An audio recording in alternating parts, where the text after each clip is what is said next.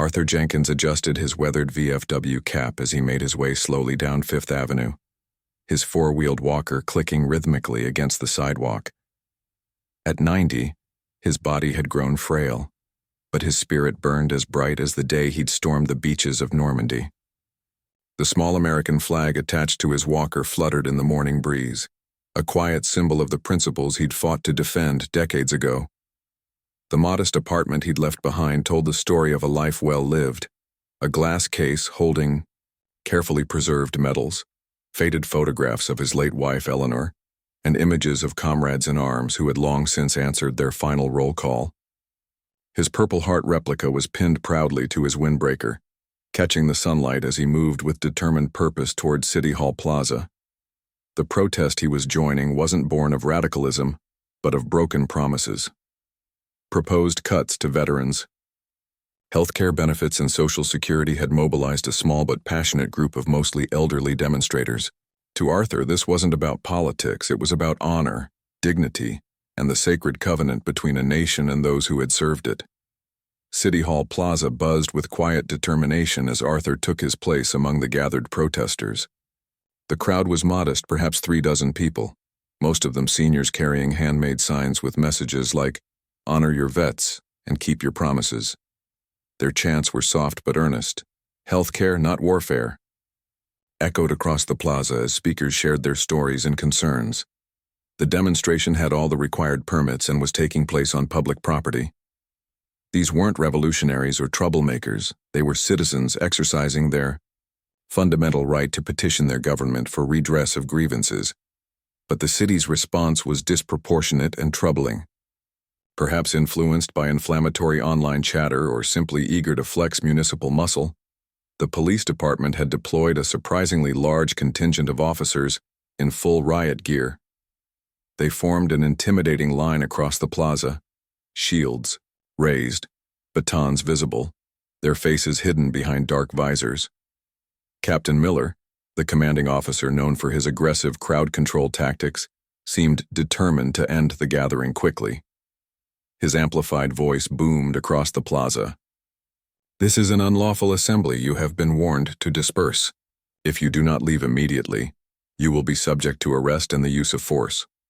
Arthur stood near the edge of the small crowd, leaning heavily on his walker, his small flag held steady. He wasn't shouting or chanting, just standing his ground, a living testament to constitutional principles. Around him, other protesters, many elderly and some with disabilities, looked nervously at the heavily armed police line, but maintained their positions. They believed they had every right to be there. "This is your final warning," Captain Miller bellowed.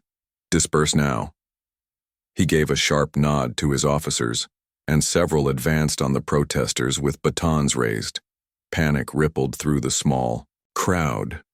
Some began backing away, but others, including Arthur, stood firm, bewildered by the sudden escalation. Officer Peterson, young and visibly nervous, singled out Arthur. Perhaps it was the walker that made him seem like an easy target, or perhaps it was the flag, ironically a symbol of the very rights Peterson was about to violate. "You, old man, I told you to move," Peterson shouted, though Arthur hadn't budged an inch.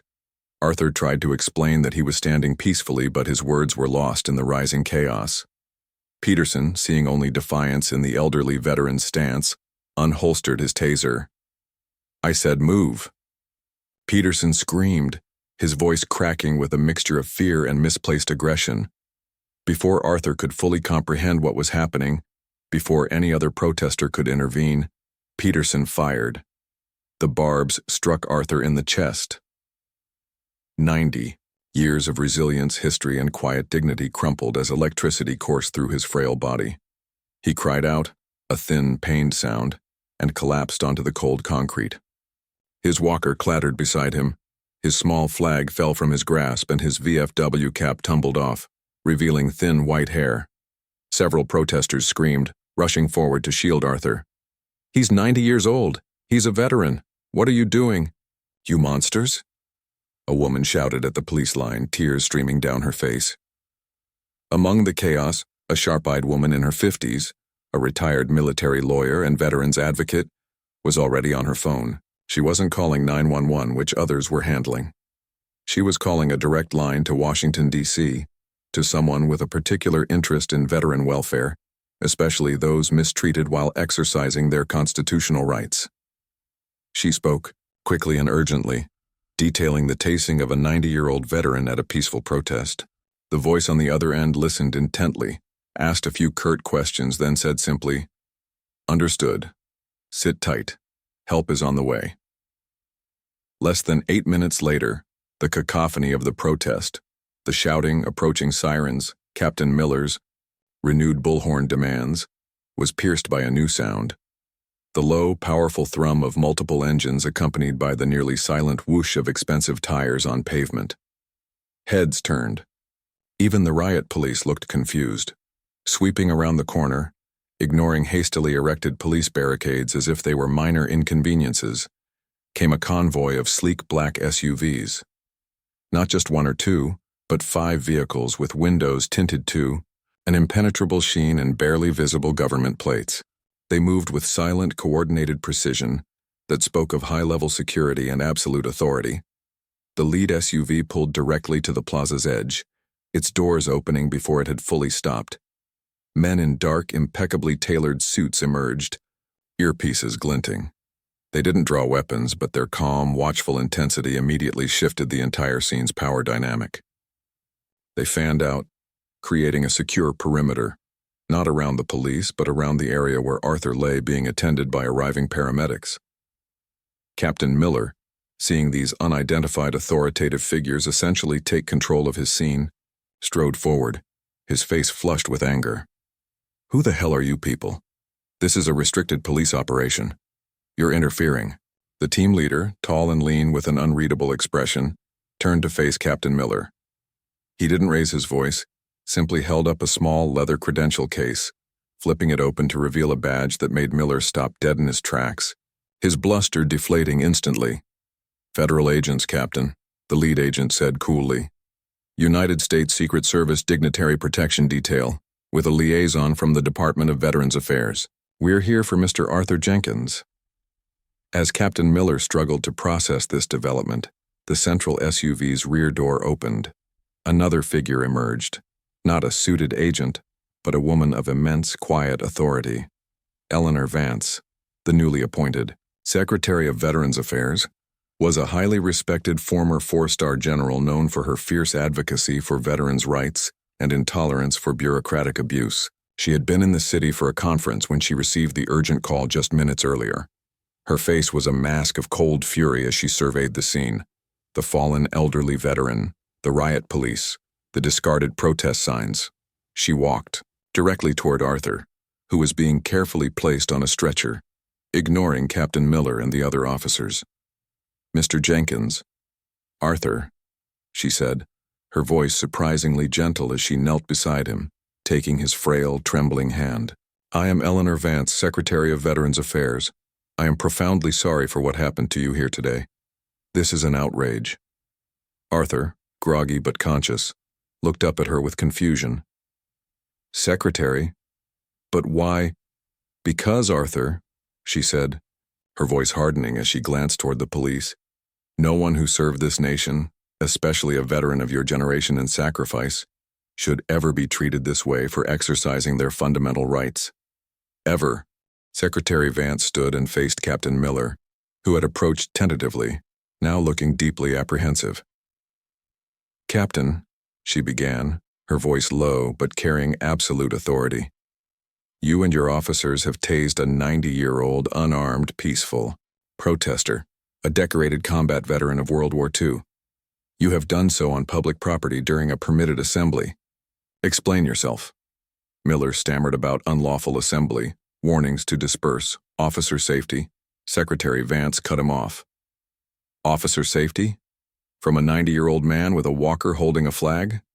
Your department's definition of a threat appears to be catastrophically flawed, Captain, as is your understanding of the First Amendment."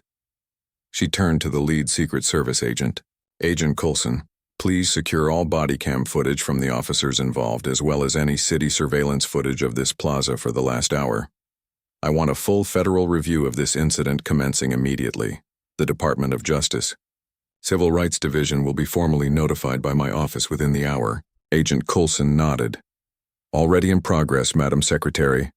The police officers, including Peterson, who looked ready to dissolve into the pavement, realized the situation had escalated far beyond a local protest issue. They were now facing a federal investigation initiated at the cabinet level. The arrival of the Secretary of Veterans Affairs and her Secret Service detail transformed the local incident into a national news story. The image of the frail 90-year-old veteran being tased, contrasted with the swift high-level federal intervention, sparked outrage across the country. Captain Miller and Officer Peterson were immediately suspended pending the federal investigation's outcome. The city's mayor and police chief found themselves issuing public apologies and promising sweeping reforms to protest policing and use of force policies, particularly concerning vulnerable populations. Arthur was taken to the hospital, where Secretary Vance personally ensured he received the best possible care.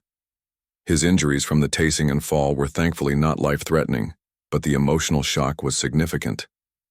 The secretary stayed with him until his family, contacted by her office, arrived. She assured them that the VA would cover all medical expenses and that those responsible would be held accountable. This is not just about Arthur Jenkins, though. His case is egregious, Secretary Vance told the press who had descended on the hospital. This is about a sacred promise to all who have served. Their right to speak, to assemble, to protest peacefully is not negotiable. It was bought with their sacrifice, and my department, along with every level of government, has a duty to protect that right, not trample it with excessive force and callous indifference. The black SUVs remained a quiet, powerful presence in the city for several days as the federal inquiry began. The message was clear. Veterans were not to be trifled with, and their rights were not to be dismissed. Arthur, recovering in his hospital bed, became a reluctant symbol of resilience and the fight for justice. He never asked for the spotlight, but his quiet courage in the face of aggression and the powerful response it triggered reminded the nation that even the oldest soldiers still deserve the fiercest defenders when their fundamental freedoms were under assault. Because when the rights of those who fought for all our rights are threatened, the response must be swift, decisive, and from the very top. True authority stands for justice, not oppression, and protects those who once protected us all.